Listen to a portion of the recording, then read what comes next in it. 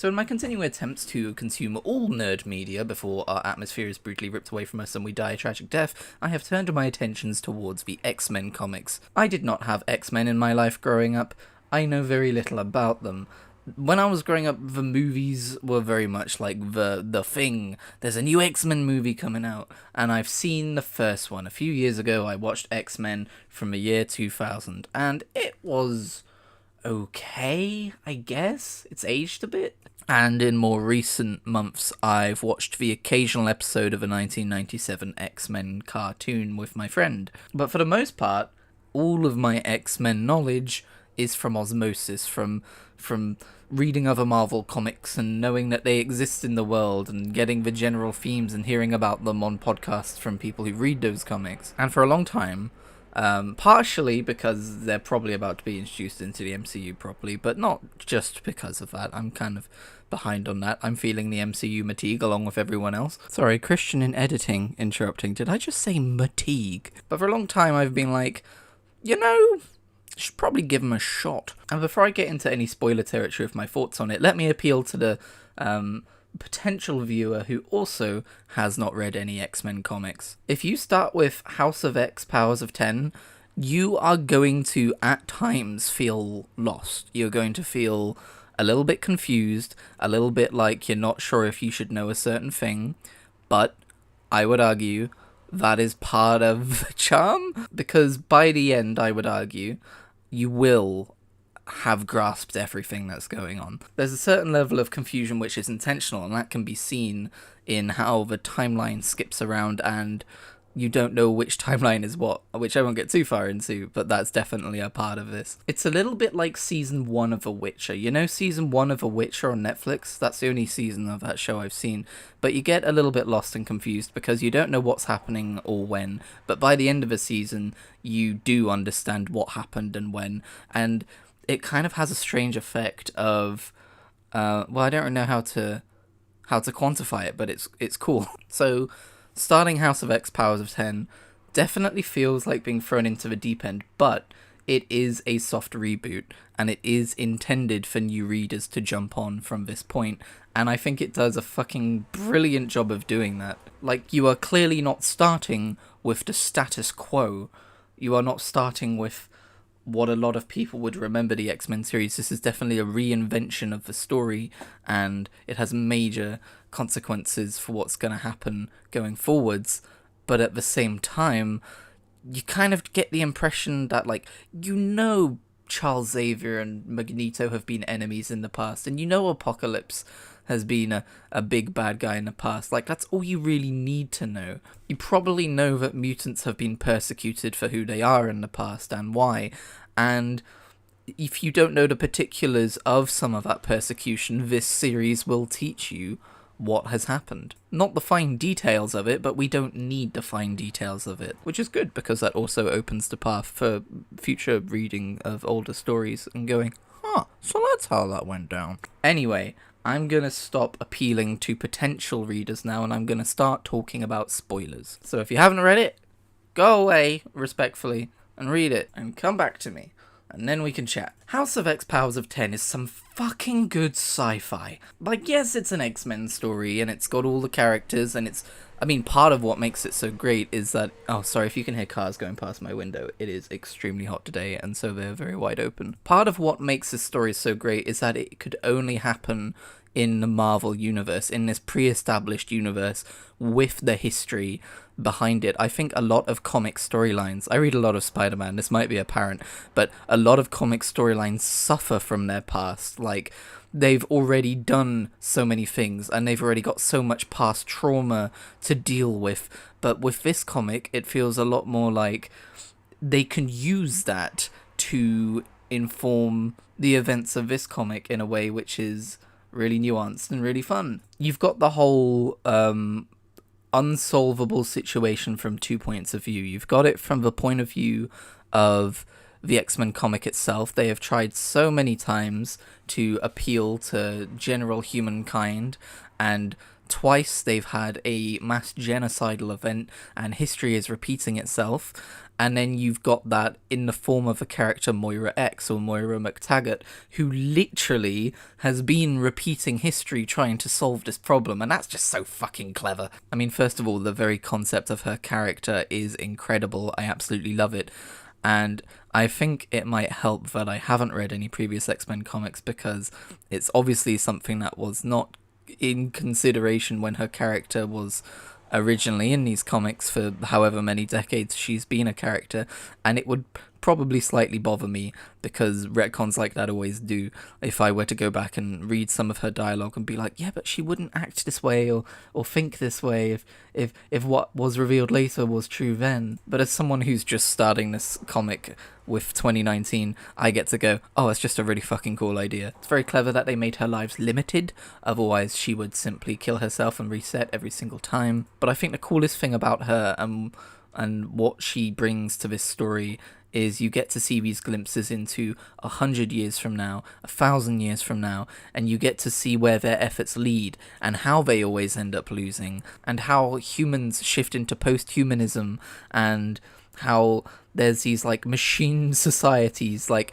machine gods at the centers of black holes which are connected together throughout space, and they are literally godlike entities which the post-humans of 1,000 years from now want to ascend and join into, losing all individuality. And it's just so, I wouldn't say bleak, but it's so tragic to see a world where individuality and joy and leisure and things we recognize as society just don't exist anymore, and there's just this strive for perfection in almost a machine sense. Like, the mutants lose, and that ties into the whole Moira story, but also the sci-fi world they come up with of these future scenarios of where the world ends up after this war between humans and mutants, and humans trying to improve themselves to overcome the mutants, and all that is just so interesting. I would read an entire series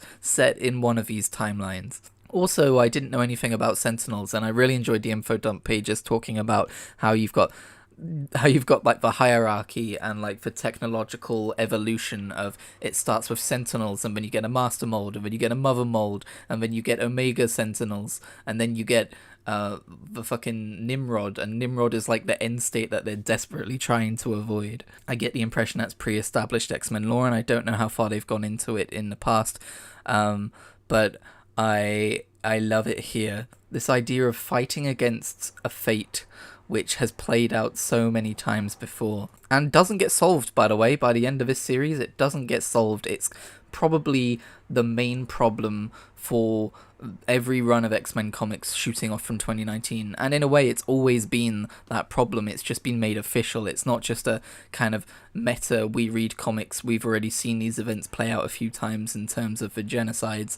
No, it's more like in-universe now. I mean, it was always in-universe, but you know what I mean, like it's an in-universe problem of history repeating itself. And they don't address the whole thing where Destiny says to Moira X, or Moira, is she called Moira X or Moira 10? Is she only called Moira X because she's on her 10th life? Was this like Moira 3? She says to her, you only have 10 lives, 11 if you make the right decision. That isn't something that is addressed in this comic either. So it is tempting to go on ahead and continue reading, but I'm following a podcast called Class of X, and I'm just kind of gonna follow the particular storyline recommendations that podcast throws at me. So if you're wondering, like, what was lost on me as someone who doesn't read X-Men comics, I don't know much about Apocalypse, so him coming to the good guy side, well, I don't know if I would even call him the good guy side, him coming to the United Mutants side, I guess, doesn't really have much meaning for me.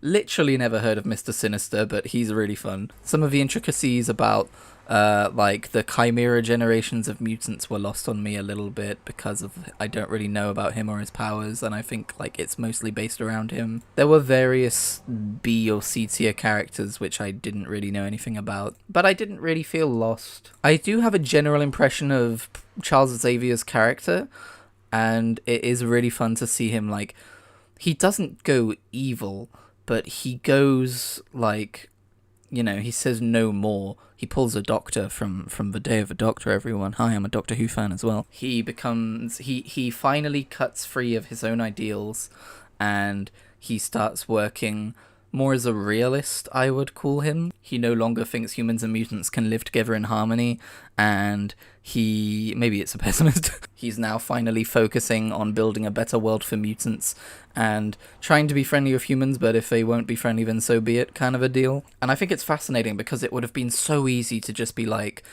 Moira says, read my mind, and then he just goes off the fucking deep end. He just turns evil. We've got evil Professor X. And I think that does happen in one of her timelines, but this is far more interesting. And with Magneto as well, I really don't know much about him, but knowing what I know of his motivations, you really do get the sense that they have met in the middle. Like, not only has Magneto decided to try things Charles's way, because that's not really the case.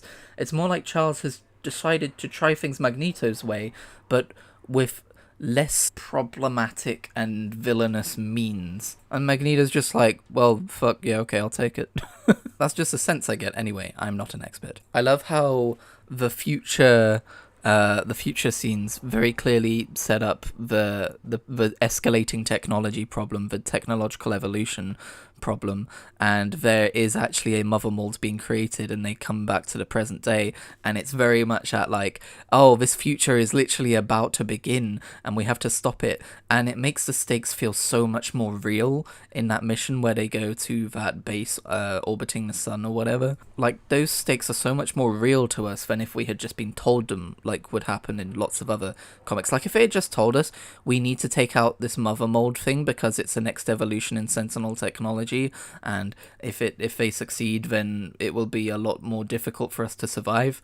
You just go, yeah, okay, it's a high stakes mission. But having actually seen that future and lived in it as a reader, you go, oh fuck, they need to take care of this. And so their sacrifices on that station very much feel real and necessary. And I don't know if I love the whole, oh, we can clone them now. Obviously it's not cloning, it's regrowing them and transferring their consciousness to the new bodies and stuff. I don't know how much I love that, but then it does point out just how far advanced the mutants are in their capacity to do these things, and how they are able to do it is very well signposted. So it's not just like a MacGuffin ability that they suddenly have now. It makes sense within the mutant universe. I assume these mutants have all existed in previous comics, and if they ever want to get rid of this ability, they just need to kill one of the 5 mutants who's able to do it. Just kill Golden Balls. From a writing perspective, I'm talking about, obviously. I love the idea of this mutant nation of Krakoa and what it means for the Marvel universe going forwards, and I kind of hope that they find a way to adapt this story into the MCU at an appropriate time. I would be really curious to see if they could handle this almost as an introduction story in the MCU. Like, it would be different, but would it work? I don't know how they're going to introduce mutants into the MCU, but I would just love to, like, even if it doesn't even have to be MCU, right? I would love if they made a Marvel animated universe in the vein of a DC animated universe, like nothing to do with the MCU, it's not in that multiverse at all, it is its own multiverse, and it is like focused on faithful Marvel Comics adaptations. And yes, I know that they are reviving the 1997 cartoon, I'm very curious about that, but just start making animated movies with one-to-one events from the comics. Very minimal changes. Obviously, there'll have to be some for it to make sense as a movie, probably, but very minimal changes. And just have, like, a Marvel animated universe for people who don't read comics. And mostly because I would like to see this stuff animated. That being said, I do also believe that there is a certain amount of artistic flourish lost in translation from comics to animations, and I've actually not seen a lot of those DC comic animations, but I remember watching the Dark Knight Returns movie, and that looked nothing like the comic, but it's kind of hard to replicate in that way, and I think I would like both versions potentially. Anyway, I think I've covered just about everything, or at least the broad strokes of this particular story. I've been wanting to do videos like this on comics for a while. I already do them for TV shows, I already do them for books, but I've never figured out how to do them for comics. Like, do I do them per comic? Do I do them per trade paperback? Do I do them per run of a particular writer? Like how I read all of Daredevil Volume 2 and fucking loved it, but didn't really know how to make it into content. The problem with reading comics on Marvel Unlimited a lot of the time is I don't really know what the trade paperback versions of these stories are, what issues are collected, where it begins, where it ends. And so, yeah, I don't know, but I think the best way to go about it is to just start. And House of X Powers of 10 is a very easily quantifiable story to talk about. So if you would like more comic content from me, please let me know. Drop a like, maybe subscribe, and I'll see you in the next video.